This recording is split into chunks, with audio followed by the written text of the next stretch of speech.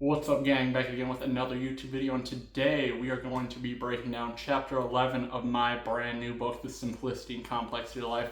So let's go ahead and just dive right in. But before we do, if you guys have not yet picked up a copy, make sure you guys go tap in, hit that link in the description down below, and pick up a copy available now on Amazon.com. Chapter 11, The Mask. We all wear masks to a greater or lesser extent for a plethora of reasons. Sometimes to protect ourselves from others, sometimes to protect others from ourselves. Other times we wear a mask to become the person we want to be, and sometimes we wear a mask because we don't know who we are. A lot of times we feel like we have to wear these masks. So this is kind of my, textbook definition, if you will, of what the mask is and why we wear a mask. Sometimes it's to become the person we want to be, sometimes because we don't know who we truly are.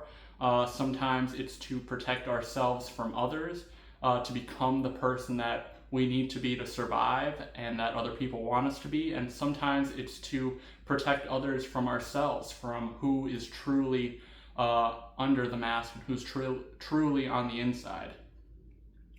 The mask is a place of comfort for many, but it also comes with conformity. It allows you to stay safe from those who will bash and diminish and try and destroy the real you.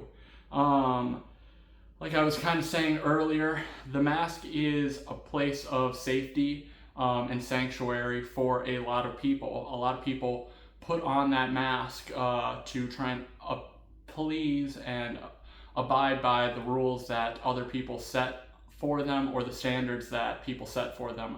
I know when I was younger, I had to wear a mask a lot and conform a lot to try and please people in my family, and that's something I know a lot of people struggle with, and that's something that I finally, over the last couple years, have been able to take off that mask and truly feel like I can be who I always knew I was on the inside. But it can start to weigh on you, having to constantly put the mask on to please people and stay safe. You are allowing them to impose their thoughts, opinions, and morals on you. Eventually, this grows into animosity towards them, but at the same time, simultaneously, you grow into being them. A part of the mask becomes a part of you. The distinction between you and the mask, start and end, becomes more and more faint. On the other hand, sometimes we wear a mask to protect others from what truly rests within us. So first I want to touch on and talk about how a lot of the times we will put on a mask and become this character, or develop these traits that we feel like we must have to survive or to please others. And gradually over time, these traits and this distinction between where this mask and the real you start, they kind of mush and blur in a sense, and they, kind of become one. And those traits that you had to pretend at the start to be and support, they creep into you and they, become a part of you. And a lot of times you don't want them to be, but they end up becoming something that you carry with you, usually through the rest of your life. And usually it's the worst part, sadly, of the mask you have to wear. On the other hand, sometimes we wear a mask to protect others from what truly rests within us. We put on a mask sometimes to try and, protect others from the monster that is inside, that dark side that we all have, that narcissistic side we all have, those tendencies that we all have, those animalistic thoughts that we all have, and we all try and act like we're holier than thou and that we don't have those thoughts, but we're human. We all have those thoughts, we all have those opinions, those moments where we feel those things, and we wear a mask, like I say here, to cover up the dirty, dark, scary, dangerous parts that can be harmful and have a negative effect on those around us. We all have a secret to hide, some big, some small. We hide these secrets from our family, loved ones, and society. We hide them behind a mask, most times one of a welcoming, polished smile with values that fit the societal norms. Yeah, a lot of times we put on a mask to protect others, and that mask is usually something that corresponds with what is socially seen as right, or a polished, squeaky clean version of what society wants people to be or think is socially acceptable and right. Even though deep down we might have a hidden secret desire for something that might be taboo, or considered morally wrong, or might be considered weird or strange even. No matter what, we all have one, and we hide it behind a mask. Some people wear a mask to give themselves confidence, similarly to the way a luchador's mask does. They wear it with pride, allowing the person they want to be and present shine. I love this reference and metaphor right here. I'm a big wrestling fan, and in Lucha Libre, luchadors, they take up the mask as a symbol of pride. They take pride in the mask. It allows them to shine. It gives them confidence to be able to do all the flips and acrobatics and stunts that they do in the ring, and it allows them to become this almost super version of themselves, almost a superhero-like version of themselves. The question that then arises is, do they really know the real them?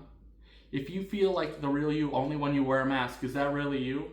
This is something a lot of people struggle with, growing to put on the mask for comfort and confidence, but almost changing them into what they perceive as themselves. And this is something I'm working with right now. I'm trying to, find and figure out where that line is and teeter along that line, in the sense of I'm trying to put on a mask when I need to be able to find confidence and build confidence within myself to become the person I know I want to be and that I can be, but also remain myself at my core. And that's a big thing that I know a lot of people struggle with, and that's something I'm currently working on within myself, is finding that confidence with being able to put on that mask and become that person I want to be, but still remaining true to myself. And that's something I know a lot of people work on and struggle with.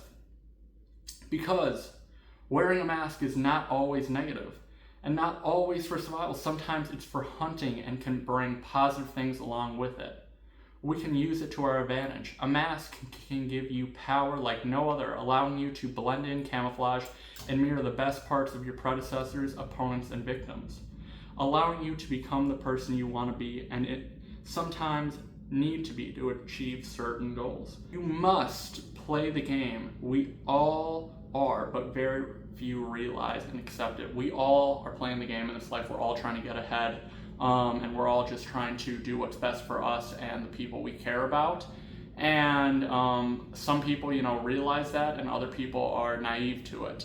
Some people realize that and they go out and get what they want out of life, and other people, they bitch about how their life sucks and how hard life is and how it's unfair. It's the morality behind, wearing the mask and taking advantage of certain situations is up for debate and is a, case by case, basis. But we all, are playing the game in life, and we're all just trying to get ahead. The way we present ourselves to the world is a stitched together mask of all different things we've been told and experienced predominantly from our early development. A big part of the mask we take up, especially early on in life, and the one we will, wear pretty consistently, has to do with, things we experience and things we're told as a child and as we develop early on in life. Wearing a mask and playing a role starts from an early age. Remember when you were younger and they told you to act right when you were playing around or being a little too loud. This is just one example of how from an early on you are told to play your role. And the mask starts to grow and harden. We develop our character. We all have our character, our role we play. There's bad character and good character. Bad character is someone who is weak of the mind and body, someone whose ego, feelings, and emotions dictate their actions and can be easily influenced by others. These people are irrational, easily upset, and unwelcoming. Good character is someone who is thought out and strategic with their moves. They understand the game and how to play it. They are welcoming. They are a leader. They set the trends but also know when to follow, but not blindly, knowing it's a part of the greater goal. We must build our character and what it represents, because we are all simply actors in this life looking for our next profound role. Yet within us is the most prestigious role of all, one that blurs the line between us and fiction. It's us at the core, but at the surface it's whoever others want us to be. It's truly us, but just camouflaged in plain sight. At the core, it's our morals, our thoughts, our interest, and on the outside, it's the show, it's the spectacle, it's charismatic, it draws in the crowd. You turn into the entertainer, the socialite, the diplomat. You believe and think what you want, but give them, the crowd, your victim, what they want, need, and deserve. We must learn not only how to use masks, but we must learn how to see behind other people's masks. And the easiest way is through their actions.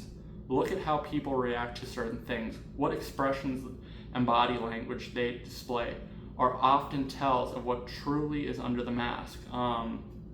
If you want to see what someone's true intentions are, pay attention to their body language. Pay attention to the way they say certain things to you. What they do. And like I say here, I give a few examples. Behind everyone's mask is usually a child, one that we are constantly trying to get back to.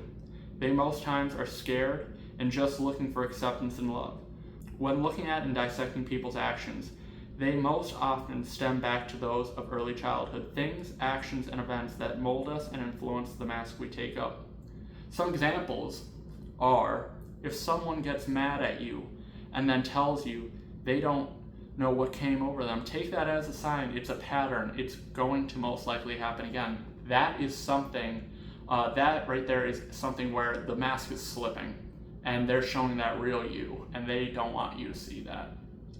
And usually that stems back to childhood, that maybe not being, raised in a house where emotions are talked about, or when they were younger, maybe they never got disciplined, so they always lashed out, or maybe when they were younger, they always saw their parents lash out at them, and now it's their chance to do the same to others.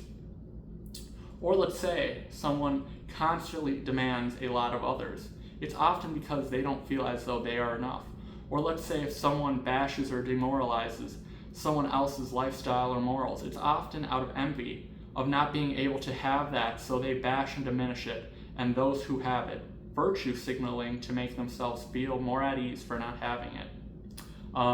Those are two other good examples. Yeah, if someone constantly is demanding a lot out of others, it's usually because they don't feel like they're quite enough, or people hold them to a high standard, and that's a telling sign of what's truly on the inside and what lies behind the mask. Another example is someone demoralizes others and is constantly bashing others for their lifestyle or their choices. It's usually, not always, but usually because that's something that they deep down want and desire in themselves.